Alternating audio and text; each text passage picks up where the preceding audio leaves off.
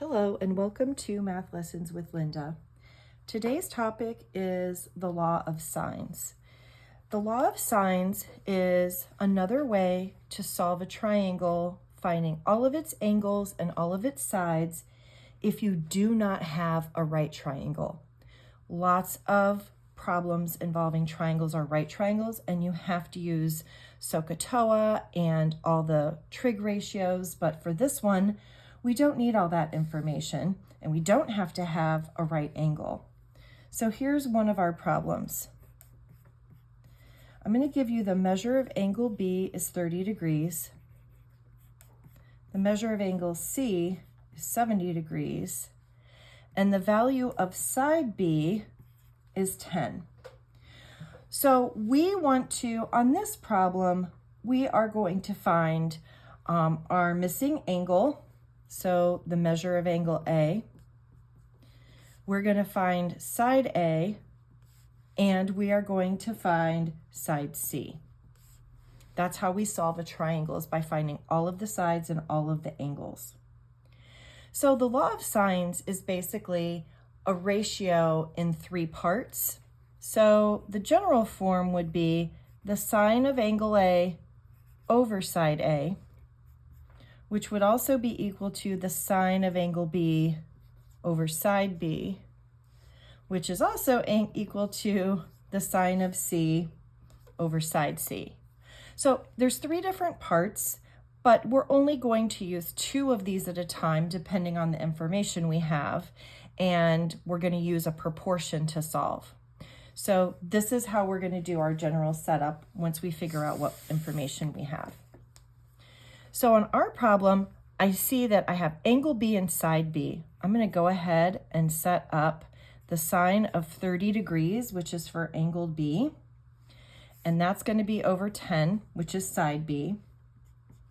I'm going to set up the sine of 70, and the first thing I'm going to find is side C. So we can do a cross multiply for this.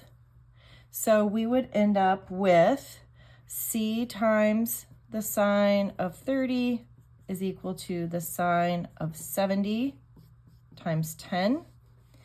And then to solve, we would divide both sides by the sine of 30. So that's gone. So in your calculator, you're going to want to plug in the sine of 70 times 10, divide that entire quantity by the sine of 30, and we will round to the nearest tenth. So what we end up with is that C is equal to 18.8.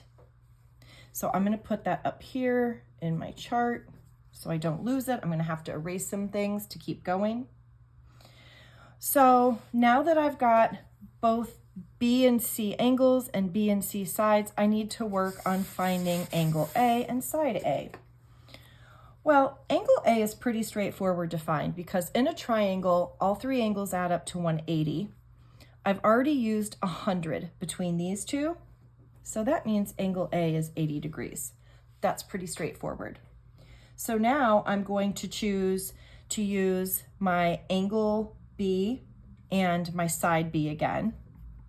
So sine of 30 over 10. And now instead I'm going to put in the sine of 80, which is for side A that we're going to find. Again, we're going to cross multiply. So I have A times the sine of 30, and that's going to equal the sine of 80 times 10. Once more, we need to divide by the sine of 30 on both sides. It will cancel out on the left. So in your calculator, you're going to plug in the sine of 80, multiply that by 10, divide the entire quantity by the sine of 30. So side A is 19.7. Once we get here, we go back and make sure that we have all of our angles, all of our sides, and we do.